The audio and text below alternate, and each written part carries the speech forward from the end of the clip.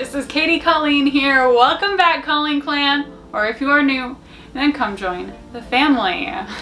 We're making another Winx Club costume. It's been a few months and I'm still on my Winx Club obsession. We will be making a Flora cosplay. You know, when I watched Winx Club as a kid, I really didn't like Flora that much. Please don't come for me. I didn't like her that much. I felt like she was just really quiet and soft-spoken. She didn't have a lot of personality development in that first season. You didn't really get to figure out a lot about Flora. She was just kind of there. I felt like her powers just weren't as flashy as the other girls. They weren't as interesting. But I actually have been rewatching all of Winx Club as an adult, starting from episode 1, season 1. I'm on season 2 now. And rewatching the show as an adult, I really appreciate Flora. She is that mom friend that you need in every friend group. Just very kind, very sweet, cares about everyone. She's the mom friend, and we need that. Tecna is still my favorite, don't you worry, but Flora has truly grown on me, and we'll see how much she grows on me as I continue my watch through. So that's what we're doing today. Let's get into the patterns and the materials.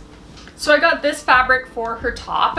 I was originally just gonna go with a cotton, but I love this fabric. It has this really cool texture to it. It gives me like plant nature vibes with this texture. It's also just like really, really flowy. It's not stiff like a cotton. And you might be wondering why it's white, and that's because I'm gonna custom dye it. So here's the fabric for her skirt. I just got a really, really thick stretch. So I wanted it to kind of give the illusion of that like denim mini skirt look, but I didn't want to have to put in a zipper. I wanted it to be more comfortable as I'm sitting down. I wanted it to stretch a bit. And then for her little strawberries, I got this. And this might seem a little crazy, but I'm thinking I might use the wrong side of the fabric. Okay, on to patterns. I know you all are gonna be really surprised by this, but I bought a pattern for this. I bought a pattern. So I got a pattern for her top. This isn't exactly her top, so I will have to do some alterations, but I just did not own a pattern that looked anything like Flora's top. And then I have this pattern for the skirt. So this is the same pattern I used for my Christmas dress, and so I'm just gonna take that skirt and shorten it up. I think our first order of business will be dyeing our fabric for the top. So that means we need to get out our giant dye pot and head over to the kitchen. Welcome back to another episode of Cooking with Colleen. Today we'll be making a delectable Flora soup. It's pretty easy to make. I think you can make it yourself. So let's get into some of the ingredients. So you'll want to put in some delicious dish soap, some very tasty vinegar, and of course, our main ingredients, Rit dye. We have neon green and Kelly green. We'll be making a special mixture of these two. Heat this up to nearly boiling, and then we can add the meat of the recipe, the fabric. Okay, let's take a look at our dyed fabric. So this is how the fabric for Flora's top turned out. It's not quite the color I wanted. This fabric did not take to dye very well. So I put in about twice as much dye as I would normally use, and I left it in for close to an hour, and this is the darkest I could get. So the most saturated color this fabric would take is this. It's a bit mintier than I wanted. I feel like this is a bit of a mint color. And while I had 3 gallons of green dye boiling on my stovetop, I looked around and I was like, would I like to dye anything else green? So I also threw in this fabric, and I would like to use this for a new top for my Stella cosplay. I feel like that cosplay could use some upgrades, but that is for a different day. Today we are working on Flora. Now the top pattern isn't too difficult. It's basically just a giant rectangle, which you gather down and then you do the sleeves. But I still want to do a bit of a mock-up for it. I haven't done a top that looks like this before, and there's a lot of changes I need to make to the pattern to make it actually look like Flora's top. So with our pattern, the front bodice part actually isn't gathered. So I'll need to take that piece and make it twice as big so I can gather it down. And then I have the sleeves, and I might have to change those around a bit as well since I'm altering the bodice. So this is how our mock-up turned out. I do think it needs to be a bit longer. I feel like this is too short. And I'll also put a bigger band at the bottom with a 1-inch elastic, I think. But I feel like this is overall like a good amount of ruffle for her top. For the sleeve, it actually was way too long from the pattern, which is actually kind of a good thing because this sleeve is huge. This is a huge pattern piece. It takes a whole lot of fabric.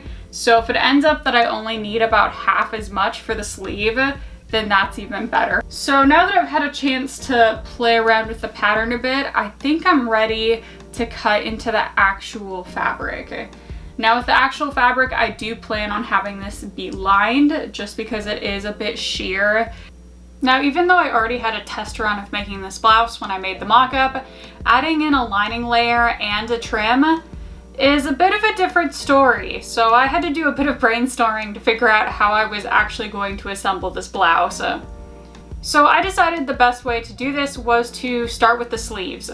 Now for preparing the sleeves, I just took our giant sleeve patterns, I laid them facing right sides together, and I inserted our trim. Next, I did a top stitch just so everything would look really clean, and then I had to create the elastic casing. Now creating an elastic casing is really easy when something's already lined. All I had to do was do another straight stitch about 1/4 of an inch away from the first one. And this creates a little passageway for our elastic to travel through. From there, just like I did with the mock-up, I can get our 1/4 inch elastic, put a safety pin on it, and thread that through our little elastic casing. So here are our sleeves. So you have this seam here. You see this raw edge I still have, and that gets sandwiched into this seam right here. So that's why the sleeves have to be prepared first, because once this seam is sewn, it'd be really difficult to go back and add the elastic casing to the top. Now I didn't finish up the edge of the sleeves yet. This should have another elastic casing so that it looks like a poof like that. But I think I'll leave that till later. I just absolutely had to have this seam finished if it was going to be sandwiched here. So next I will move on to sewing our top piece, and it's going to be a very similar story. I'm going to have our top and back pieces, sew those together, and then I will sandwich in our trim, and I'll also sandwich in our sleeves. Then I can flip that inside out, top stitch again with a little bit of distance away to make the elastic casing, thread the elastic through. It's wearable now. However, I've encountered a problem that I didn't expect. Are we surprised? Not at all. This fabric, especially with it lined, is much, much heavier than the mock-up. And I believe the elastic got stretched out, and it's just like a lot for the elastic to hold together. I feel like it probably would have been better if I didn't gather it quite so much. Like I didn't have to go twice as big and gather it down. So I think I went a little too crazy, and now it's just like really big and gapping. In the back you can see it's like, you know, huge. I'm almost thinking I could just fold this in like this. Now it'll be like extra ruffled in the front. Do the corset lace up here. If the back is still really big, I can do the same sort of thing on the back where I just kind of bunch it up like that or something. So I folded over the fabric. I did 4 buttonholes on each side. Then I got some more fabric and I folded it over itself to make some cording. That cording then got laced through the buttonholes, and we have our little front stitching detail. After that, I can close this up. I wanted to use a 1-inch elastic for the bottom of the top, just because I feel like the 1/4 inch elastic is struggling to hold all this fabric together. At this point, I have surprisingly run out of fabric. So I didn't have enough fabric to make this waistband the same size as the shirt. That means I decided to hand gather the top down to the size of my waistband. And then after I had the waistband sewn on, I could thread through my 1-inch elastic and that would gather it down further. Ah, it's so poofy. It is so poofy. Ugh. Wow, this should be standard attire for every nature fairy. Like, I am just a mushroom, a fluffy leaf, a piece of fungus. It is so poofy. So with our extremely poofy nature fairy top done, we will be moving right along to the skirt. So I guess we'll start out with cutting out the fabric. No need for a mock-up. As I mentioned, I've used this pattern before, so we'll just go right into cutting the fashion fabric. And it's that easy, we have a skirt, yay! I love sewing skirts. Skirts are amazing, pants are awful. I know I've sewn at least 3 pairs of pants this year, and every time it's awful. Like, pants are just so difficult, but a skirt, like, guys, this was 3 seams. Literally 3 seams. It's a bit big. So I'll need to take it in a little bit. And when I have done that, then I can cut out the outside layer. I have appliqued 2 strawberries. This is very much the tedious part of this project. This is going to take a while. But I did figure out how to make strawberries and I think they look kind of nice. So I'm going to tell you about how I made strawberries while you can watch some edited B-roll of me sewing strawberries, which will likely take me 5 hours, but it will be 30 seconds for all of you. I've done the applique stitch many times on this channel, so this isn't anything super new, but I am skipping some steps, which is a poor choice. But at this point, like, it works, like, we're going with it. With my Nami cosplay, I honestly think that's like the nicest applique work I've done. With that cosplay, I would kind of put everything on a stabilizer before I put it onto the fabric. So I would stabilize the strawberry before I put it on the skirt. I decided, like, we don't got time for that, so I'm just not gonna do that. Great. So I skipped that step entirely and I just went straight to attaching the strawberry to the fabric. After I've done the zigzag stitch, I go over everything with the satin stitch. So that nice kind of embroidered stitch along the perimeter, and that just looks very clean. Now, I didn't think these really looked like strawberries to me too much. When I was cutting these out, all I could see was like anatomically correct hearts. I wanted to make these look more strawberry. And on the reference, it's very faint, but you can see that the strawberries have little seeds on them. So I thought, what if I embroidered little seeds on my little strawberries? After many hours of sewing strawberries, I've finished. We have 9 strawberries. Wow, that took way too long. We have 9 strawberries. So I got got the 5 strawberries on the front, and then I put a little bit of strawberries on the back too.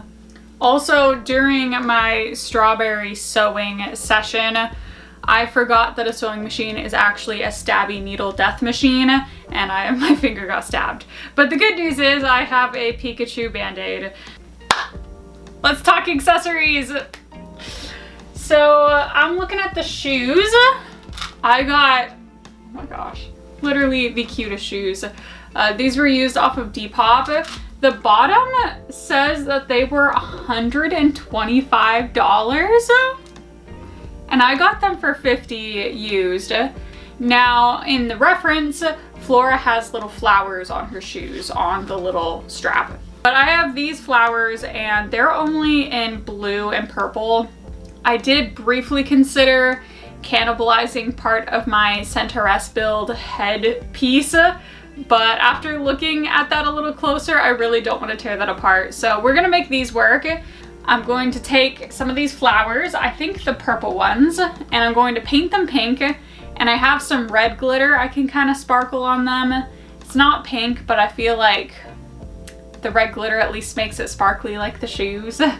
Then I think I can just glue these to some fabric, and I can hand sew a little loop around the shoes.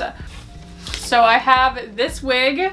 I got it off of Lumica, so that's a cosplay resale site. Flora also has these little blonde pieces in the front. I also have some wefts from Epic Cosplay Wigs. So those will need to be hand sewn into the front of the wig.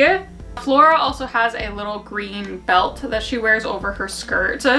And I was thinking I could take the green fabric left over from Tecna, literally just cut like a 2-inch bias strip of this green, fold it over, top stitch it, and that will be our belt. So I also got some jewelry for Flora. So here is some bracelets. And of course I also got a pair of hoop earrings. It was kind of crazy buying these because when I was in high school, hoop earrings were all the rage, and I had like 5 pairs, and I tore through all of my jewelry stuff and I don't have a single pair left. I truly do not know where they all went. So I actually did have to buy a brand new pair of hoop earrings. These were also off of Depop. With all of that put together, I guess we are ready for the final reveal of my Flora cosplay from Winx Club.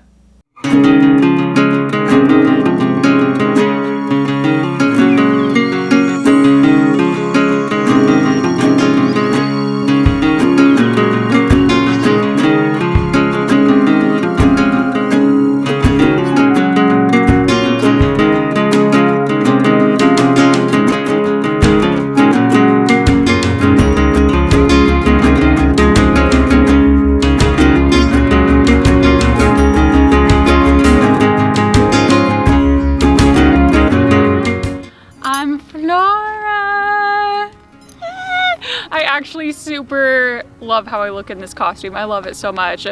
So when I first got the materials for this project and I started on it, I was really set on making this look like as canon as possible. I wanted it to look like all the other Flora cosplays. And then after I dyed the fabric, it wasn't quite the right color. And then like the shirt didn't quite turn out how I'd envisioned. And originally I was kind of upset that it didn't look like I wanted it to, but then I really leaned into it and took a lot of creative liberties. I was like, oh, well, if the shirt's like minty colored, then why don't I have sparkly strawberries? Why don't I have like super over the top shoes? And I'm really glad I just leaned into that creativity and I went for a much more creative interpretation of Flora. I feel like this doesn't look like any other Flora cosplay I've seen out there, and that's actually kind of cool. Like originally I was upset about it, but that's cool. So anyways, I love Flora. I love her aesthetic. I could totally see me wearing this like casually. So thank you guys so much for watching, and I'll see you all in the next video. Bye!